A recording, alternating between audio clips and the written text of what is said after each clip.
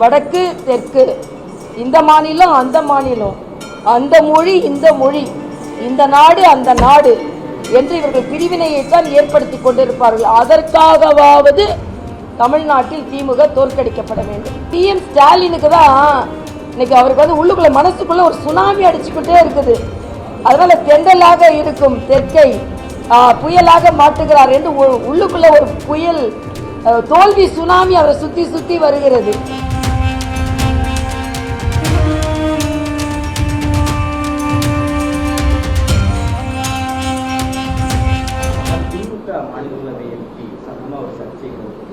பாகிஸ்தானால Iran America போர் நடத்தப்பட்டிருக்கு, விஸ்வகுரு பாவம் சங்கிகள் ஜீரணிப்பார்களா அப்படிங்கிற ஒரு கேள்வியை இல்லை. இது ரொம்ப ரொம்ப ரொம்ப கவலை அளிக்கக்கூடிய ஒன்று. இதனால தான் நம்ம சொல்றோம் பிரிவினையை பேசக்கூடாது என்று. ஒரு பாராளுமன்ற உறுப்பினராக இருந்து சாதி மதம் எல்லாம் சார்ந்தவர்களாக அல்ல, இது பாரதிய ஜனதா கட்சியை சார்ந்தவர்கள் ஏதாவது மதம் சார்ந்த கருத்துக்களை சொல்லியிருந்தார்கள் என்றால் எந்த அளவிற்கு இவர்கள் எல்லாம் கண்டனம் தெரிவிப்பார்கள். ஆனால் இவர்கள் வேலையே அதுதான். திமுகனா வடக்கு தெற்கு, இந்த மாநிலம் அந்த மாநிலம், அந்த மொழி இந்த மொழி, இந்த நாடு அந்த நாடு என்று இவர்கள் பிரிவினையைத்தான் ஏற்படுத்தி கொண்டிருப்பார்கள். அதற்காகவாவது தமிழ்நாட்டில் திமுக தோற்கடிக்கப்பட வேண்டும். தொகுதி மறுவரை ஒரு ஆபத்து, சர்வாதிகாரத்தை நோக்கி நகர்கிறதா இந்தியா, சென்ட்ரலாக இருக்கும் தெற்கை புயலாக மாற்ற பார்க்கிறார்கள்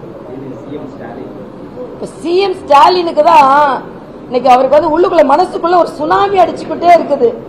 அதனால தென்றலாக இருக்கும் தெற்கை புயலாக மாட்டுகிறார் என்று உள்ளுக்குள்ள ஒரு புயல் தோல்வி சுனாமி அவரை சுத்தி சுத்தி வருகிறது. உங்களுக்கு இருக்கிற அக்கறை அதே அக்கறை எங்களுக்கும் இருக்கும். ஸ்டாலின் அவர்களே, நான் இன்னொரு கேள்வி கேட்கிறேன். பெண்களுக்கு 33% மசோதா பாராளுமன்றத்தில் நிறைவேற்றப்பட்டால்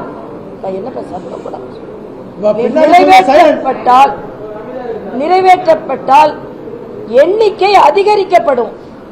அந்த எண்ணிக்கை அதிகரிக்கப்படும்னா அப்படி என்றால் ஏன் அதற்கு நீங்கள் ஆதரவு தர மறுக்கிறீர்கள்? பெண்கள் மசோதா வந்தால் எண்ணிக்கை அதிகரிக்கப்படும், பாராளுமன்ற எண்ணிக்கை அதிகரிக்கப்படும். ஏன் அதுக்கு நீங்க ஒப்புதல் தர மறுக்கிறீர்கள்? ஏன் ஆதரவு தர மறுக்கிறீர்கள்? இந்த கேள்வியை நான் கேட்கிறேன்.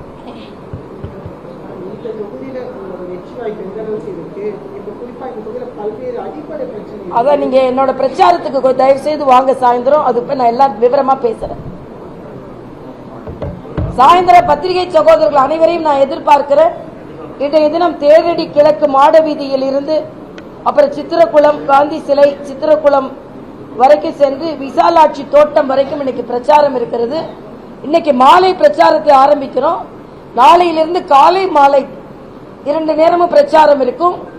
எனது சூறாவளி பிரச்சாரம் வேலு அவர்கள் எந்த அளவிற்கு இந்த மக்களை ஏமாற்றி இருக்கிறார் என்றும், மக்கள் பணம் எவ்வளவு சுருட்டப்பட்டு இருக்கிறது என்றும், மக்களின் வாக்குறுதிகள் எவ்வளவு மீறப்பட்டு இருக்கிறது என்பதும் மிக மிக மிக துல்லியமாக சொல்ல இருக்கிறேன்.